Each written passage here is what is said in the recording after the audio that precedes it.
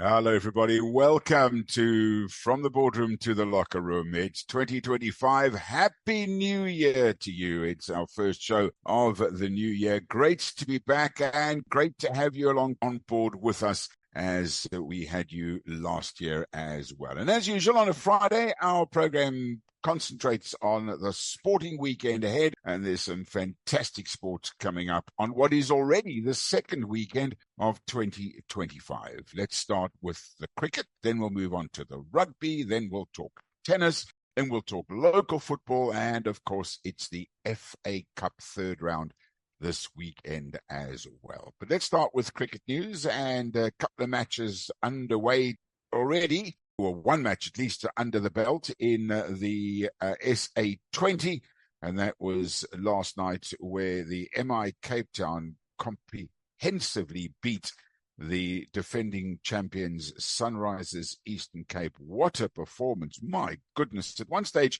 MI Cape Town were looking in a spot of bother, to say the least. And then that young kid who has been out of the spotlight for a while, and perhaps rightly so, and the attention perhaps on other players. Ewald Brevis, of course, who I'm talking about, well, he came in, completely changed the game with the fastest half century for MI Cape Town, which propelled them to a respectable 174 for 7, particularly the last 7 or 8 balls of their innings. They really smashed it about the park. Delano Potgieter, a name that I'm sure we're going to hear a lot of in the future, smashed 25 off just 12 deliveries, and then was quite magnificent with the ball when the Sunrisers Eastern Cape went into bat. For the MI Cape Town, Colin Ingram got 22, Connor Esterhuizen 22, Rassie van der Dussen 16, Ewald Brevis, as I say, 57 of 29 deliveries, 6 sixes and 2 fours. George Linder, a swashbuckling 23 of 17. And then at the end, Delano Potgieter smashing it all over the park. Well, the Sunrisers Eastern Cape came into bat looking for 175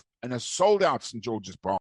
My understanding is the first round of matches around the country is pretty much sold out. They're in Durban again tonight. Zach Crawley got 12, Jordan Herman 4, Tom Abel didn't score. And that puts the New Zealander Trent Bolt on a hat-trick in his first match of the season for MI Cape Town. And then after that, Markram got 19, Stubbs 13, and it was the Potgieter show because he bowled quite magnificently. He took 3 wickets in his first over and ended up with magnificent figures of 3 overs, 5 for 10. That's right, 5 for 10. Brilliant figures. And the MI Cape Town bowling the Sunrisers Eastern Cape out for just 77. And not only a win for MI Cape Town, not only a huge win by 97 runs, but it doesn't get better than picking up a bonus point in your first game of the competition. And that's exactly what MI Cape Town did last night, and they will be quite delighted with the way they played. Rashid Khan, the captain, unfortunately got a duck, didn't bowl that well, but then didn't really have to, led the side quite brilliantly. Now, continuing on this form of the competition, as we speak right now, the Durban Super Giants and the Pretoria Capitals are battling it out at Hollywood Bets Kingsmead. That's the Durban Super Giants against the Pretoria Capitals. And then tomorrow, a double header where the beautiful Boland Park will host the Paarl Royals against last night's losing side, the Sunrisers Eastern Cape. And then the Wanderers at 5:30 tomorrow sees the Joburg Super Kings against MI Cape Town. What a big game that one is. Of course, the likes of Kagiso Rabada, who didn't play last night, just a precautionary measure, and of course Ryan Rickleton.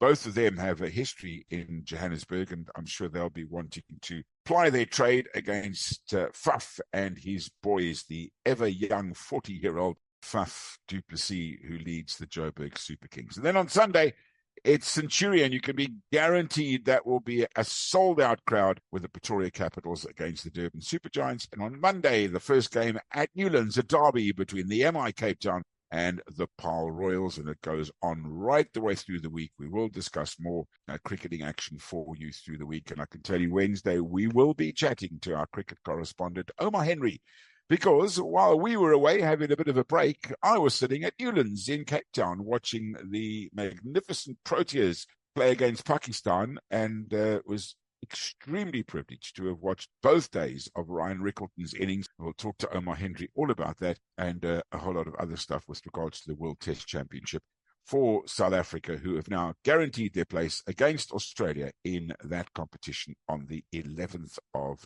June.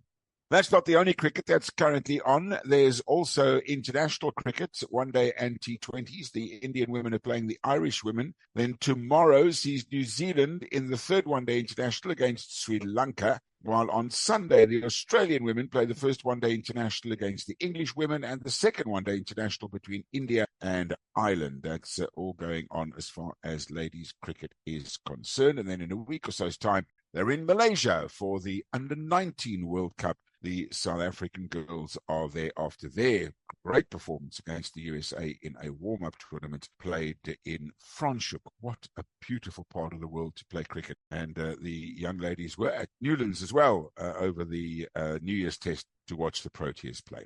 Well, rugby, what a fantastic couple of weeks it's been in South African rugby franchises. And again, I'm just putting it out there that I haven't really had a holiday in terms of not watching and or participating in sports, but I am going to brag a bit because I wasn't only at Newlands for 2 days of the cricket test match, I was also at the Cape Town Stadium for the Stormers against the Sharks. A sold-out Cape Town Stadium. I must tell you, it was hot. And I'm not talking about the rugby. I'm talking about the weather. It was absolutely steaming hot at the Cape Town Stadium, and so were the crowd. Unbelievable 55,000 sold-out crowd and a fantastic performance by the Stormers beating the Sharks. But this week, it's back to Champions Cup and EPCR Challenge Cup matches. Tonight sees the Glasgow Warriors take on Racing 92 and Gloucester in the Challenge Cup take on the Llanelli Scarlets. Tomorrow, the opening game at the Cape Town Stadium. It'll be sold out as well. Last weekend of the school holidays, the Stormers take on the Sale Sharks. And then at 5:15, Exeter Chiefs take on Union Bordeaux. And then a really, really big clash we'll come back to in a minute, but let me tell you, it's Sharks against Stade Toulon at Kings Park in Durban. Munster play Saracens at 7:30. Stade Francais play Northampton Saints.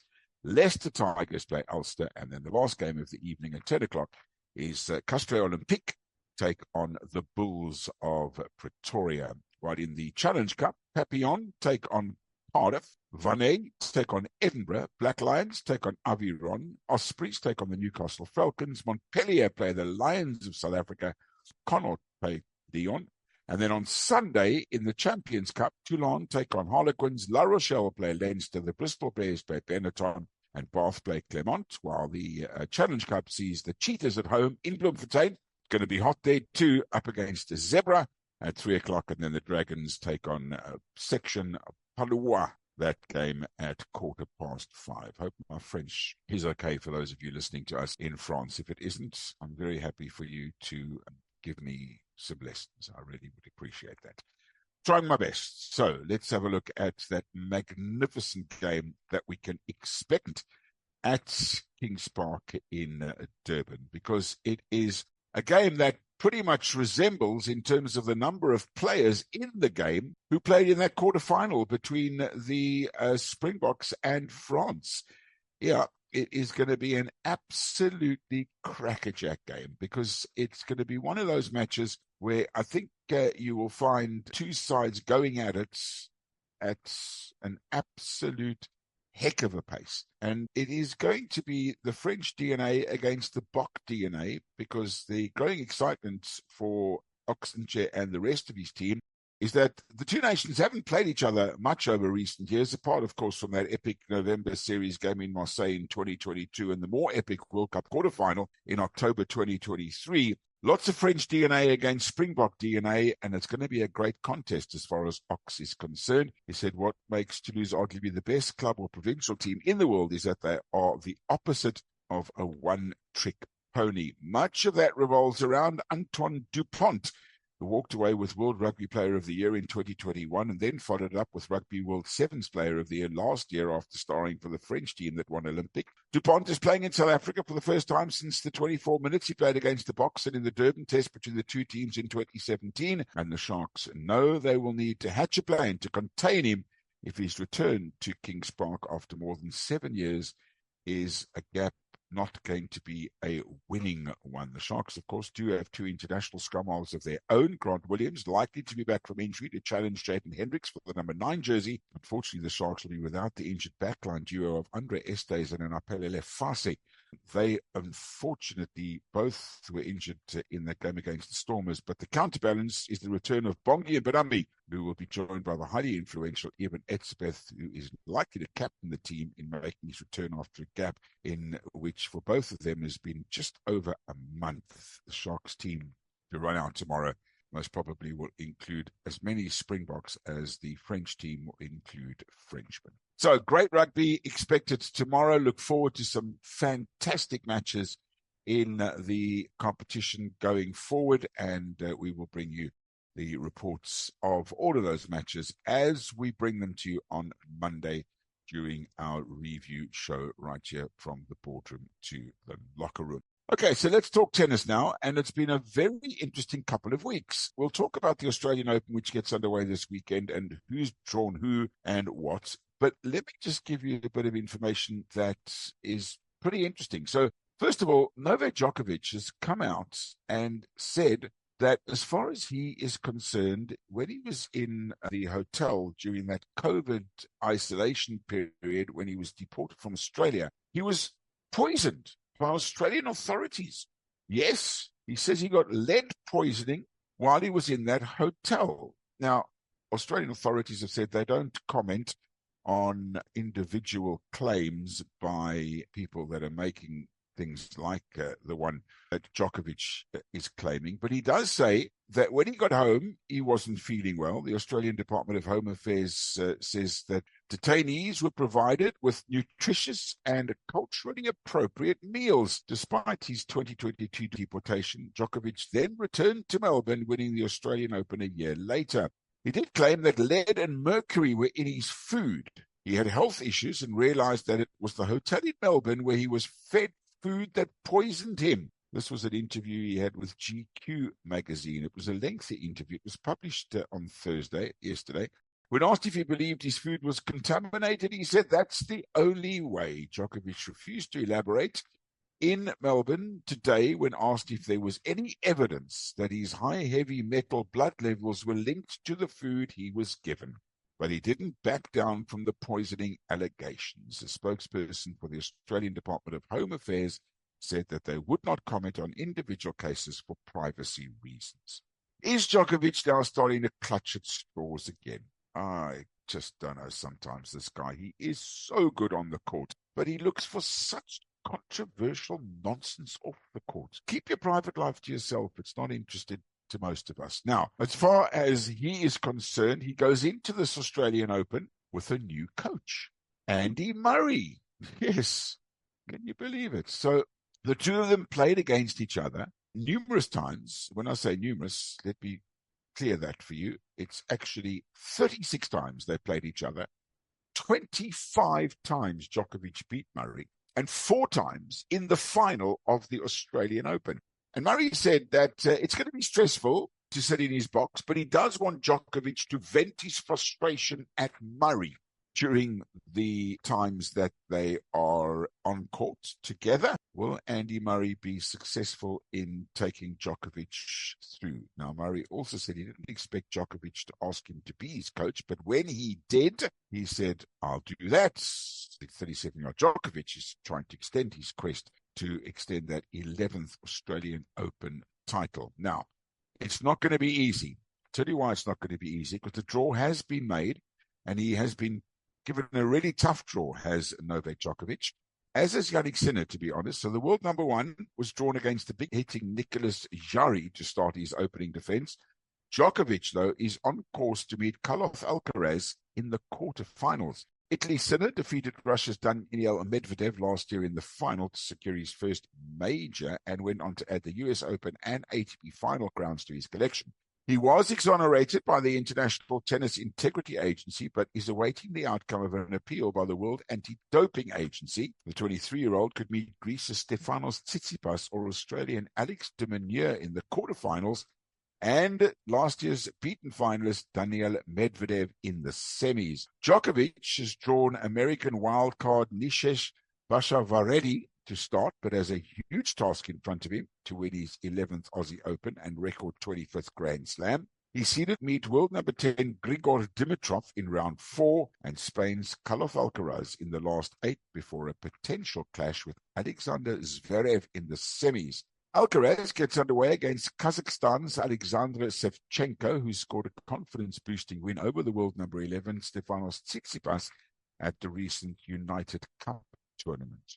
Now, as far as others are concerned, Zverev meets French wildcard Lucas Huil in the first round. In the women's draw, world number 1 Aryna Sabalenka kicks off her title defense against former US Open winner Sloane Stephens. The Belarusian top seed is looking to become the first woman since Martina Hingis in 1997 to win 3 consecutive titles. World number 3 Coco Gauff also faces a tricky start against 2020 Aussie Open winner Sofia Kenin. But second seed Iga Swiatek was handed an easier assignment against Czech doubles specialist Katerina Siniakova, who's ranked 46th in the world.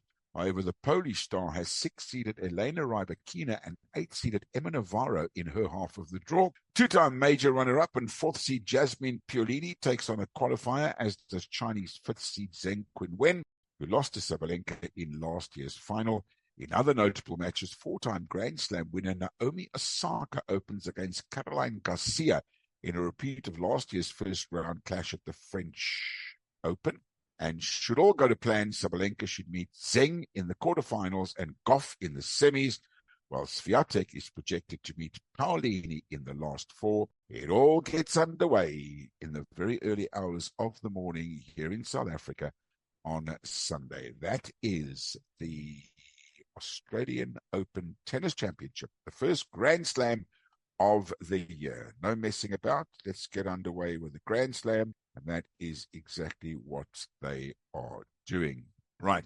There is, of course, other sport this weekend. Lots of it going on. We'll get to the local soccer as well as the FA Cup. As far as golf is concerned, well, it is Englishman Harry Hall who is the current leader at the Sony Open. The Englishman carded a 6-under-64 in Hawaii, got on tonight through the weekend. The 27-year-old was amongst 6 players at the top of the leaderboard as the first round ended at the Wailea Country Club in Honolulu. Darkness did leave a couple of players on the course, though. He produced a roller coaster round sprinkled with 10 birdies, 2 bogeys, and a double bogey on his way to the top of the leaderboard. Pretty interesting round for him with perfect low-scoring conditions. 6 players are one off the lead on 5 under. Sweden's Henrik Norlander, Canadian Adam Hadwin, Japan's Hideki Matsuyama, winner of last week's season opening Century Open in Kapalua,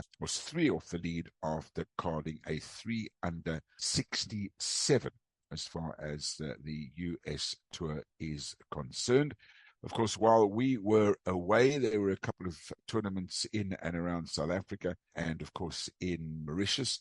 But the Sunshine Tour will resume on the 14th of this month, and that will be in Benoni at the Ipotsi Links Golf Course, where the Betway Big Easy Tour 9 tournament takes place, and then the Medi Clinic Invitational at the Heron Banks Golf and River Estate from the 16th, while the American Express at Pete Dye Stadium course in PGA West in La Quinta, that will go on the US PGA Tour next week as well. And then as far as the DP World Tour is concerned, the Hero Dubai Desert Classic in Dubai, the Emirates Golf Club, starts on the 16th. That's next week, Thursday. So lots of golf coming up as well. Right, football, and it's locally the Betway Premiership this weekend. A couple of matches for you. Magesi take on Amazulu at 3:30 tomorrow afternoon, as do Maruma Gallants take on Cape Town City, who in midweek beat Kaizer Chiefs. Chiefs on Sunday play Golden Arrows, and Sheffield United take on Sekhukhune United. As far as the table is concerned, let's just update you because we haven't had a program for a couple of weeks. So top of the table, Mamelodi Sundowns by 3 points. Played 11, won 10, lost 1. Orlando Pirates have also played 11. They've won 9, and they have 27 points. They've lost 2 matches. While Polokwane City in third, Sekhukhune United in fourth. Those are all your African Champions League and Champions Cup places. Chiefs down in fifth place, bottom of the table, struggling at the moment. Magesi have 7 points, while Royal Am have 8 points, and Richards Bay have 9. Maruma Gallants 11, and Amazulu have 13. As far as the other competitions are concerned with regards to Africa, in the CAF Champions League competition, as far as the fixtures there are concerned, tonight in the CAF Champions League, MC Alger take on TP Mazembe. And then tomorrow, Mamelodi Sundowns are away from home at Maniema Union, while Esperance take on Pyramids Abidjan. Stade Abidjan take on Al Ahly,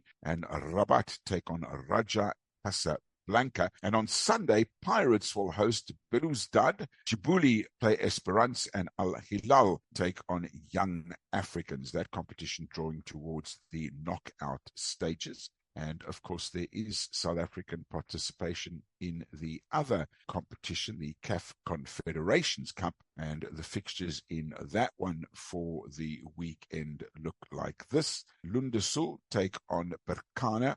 Orapa take on Algiers. Stellenbosch FC at home against Stade Malien. Giraffe take on Mimosa. Black Bulls of Maputo take on Zamalek. Bravos de Marquis take on Simba. Constantine take on Sfaxian, and Yimba take on Al Masri. And then next Sunday, return legs of those fixtures. So lots of interest with regards to the South Africans as well. Then, of course, this weekend, it gets underway. No Premier League in England, as it is the third round of the FA Cup competition. It is the oldest, most romantic, and arguably the most watched knockout footballing competition in the world. It is commonly known as the FA Cup. Its real name is the Football Association Challenge Cup. It features all of the teams in England and Wales. It started in 1871-72. It's the oldest national football competition in the world. Competition open and eligible to all clubs down to level 9 in English football, with level 10 clubs acting as stand-ins in the event of non-entries. 763 clubs competes. The tournament consists of 12 randomly drawn rounds, followed by the semi-finals and the final. Entrants are not seeded, although a system of buys based on league level ensures that higher-ranked teams enter in latter rounds. The minimum number of games needed to win, depending on which round a team enters the competition, ranges from 6 up to 14. Now, this is a competition where bakers, butlers, candlestick makers, club sides, amateur players can get involved and can play in the competition. Now, when I say the teams are not seeded, unfortunately, that has put the two most successful teams in the history of the competition, Arsenal, the most successful, and Manchester United, the second most successful, against each other in the first round. So, either the defending champions, Manchester United, will be out of the competition, or Arsenal, the most successful team in the history of the FA Cup, will be out. Now, I call it the first round. It's the first round that the Premier League teams and the championship sides are entered into the competition. It is actually the third round of the competition, and you will understand why I say it is the third round of the competition by virtue of some of the names of some of the teams that I'm going to read out to you now in the long list of fixtures that starts tonight. Wycombe Wanderers take on Portsmouth, while Aston Villa take on West Ham. I'm sure you would have heard of all four of those teams. Now, we get to some of the interesting names. Birmingham City take on Lincoln City, 2:00 kickoff for these matches. Bristol City take on Wolverhampton Wanderers. Might be a little bit of a tricky ride for the Premier League club. Two great names from English footballing history. Middlesbrough take on Blackburn. Both sides previously in the Premier League, and of course Blackburn having won the Premier League before. And then Liverpool will be hosting Accrington Stanley. That is one of those romanticised teams that come up against Liverpool. It should be a doddle for Liverpool. It will be a magnificent outing for the team from Accrington Stanley and their fans to go to Anfield, to play on that iconic football stadium and to hear the singing of You'll Never Walk Alone. I think those Accrington Stanley players and their fans will remember tomorrow for a long, long time. Leicester City in the Premier League take on Queen's Park Rangers, also previously in the Premier League. And funnily enough, the side with a bit of South African history because they played at a ground on Loftus Road, which of course Loftus Versfeld in South Africa. Now, Bournemouth take on West Brom. That could be a bit of a tricky encounter for both those sides. Brentford the Bees play Plymouth Argyle. Chelsea play Morecambe. That's also a wonderful day out for Morecambe and their players. Exeter City play Oxford United, while Norwich City, the Canaries, take on Brighton and Hove Albion. That is going to be a crackerjack game for both sides. High-flying Nottingham Forest will hope not to be knocked off the FA Cup pedestal at the first opportunity, take on Luton Town. Preston play Charlton. Reading play Burnley. Sunderland play Stoke City, two teams that are steeped in history. And then Leeds United, also a team that has a lot of history, also winners of, before it became Premier League football, play Harrogate Town, also one of the much lower teams. Manchester City. Now, they have a very interesting encounter as well because they come up against Salford FC. Now, Salford FC are third in Football League Division 2, which is actually Division 3, okay, in terms of the number of divisions that there are in the Premier League. Now, the club was founded as Salford Central in 1940 and played minor league football until winning a place in the Manchester League in 1963. Winners of the Lancashire Amateur Cup in 71, 73 and 75 and the Manchester Premier Cup in 78 and 79. So there's a lot of history. There might be quite a few Manchester City fans whose moms, dads and parents could actually be involved. But the big story is that Salford are actually owned by Nicky Butt, Ryan Giggs, Gary Neville, Phil Neville and Paul Scholes. It's very interesting indeed. David Beckham also purchased a 10% share under the management duo of Anthony Johnson and Bernard Morley. So it's quite a day out and quite a big encounter and an amazing fate that these two sides have been drawn against each other. Manchester City against Salford City. There'll be some famous names in the stand watching that one. Then Coventry City play Sheffield Wednesday. Leyton Orient play Derby and Mansfield Town play Wigan. While on Sunday, Hull City play Doncaster Rovers. Tamworth, who are delighted to have Spurs visit them, followed by Crystal Palace against Stockport County, Ipswich Town against Bristol Rovers, Newcastle against Bromley, also a team that comes from the lower divisions travelling to St James's Park, and Southampton against Swansea. And then last but not least, the 5 o'clock kickoff on Sunday evening sees the mighty Arsenal against the mighty Reds of Manchester United. Now, this game could go either way. It could either be an absolute rout and Manchester United could leave London with their tail between their legs, or after some sterling performances recently, particularly the one against Liverpool, in which, to be honest with you, should have won the game right at the end. Harry Maguire missed an almost open goal, stuck it over the bar from about 7 yards out. Could have really stunned Liverpool and sent their fans packing, shut them up for a while. Wasn't to be, but as I say, either the most successful or second most successful and defending champions will be knocked out of the FA Cup, unless, of course, it's a draw and they go to a replay. But this weekend, or at least in the third round of the FA Cup, one of those two sides will be knocked out. I'll be bringing you all the stories, and I'm sure there'll be some fairy tale stories from the FA Cup come Sunday evening. There always are. This competition digs up some very interesting results indeed. That is tonight's edition of From the Boardroom to the Locker Room, and I'll end off like I ended off all episodes that we've had before. Have a great weekend. Be nice to each other. Until next time, bye for now.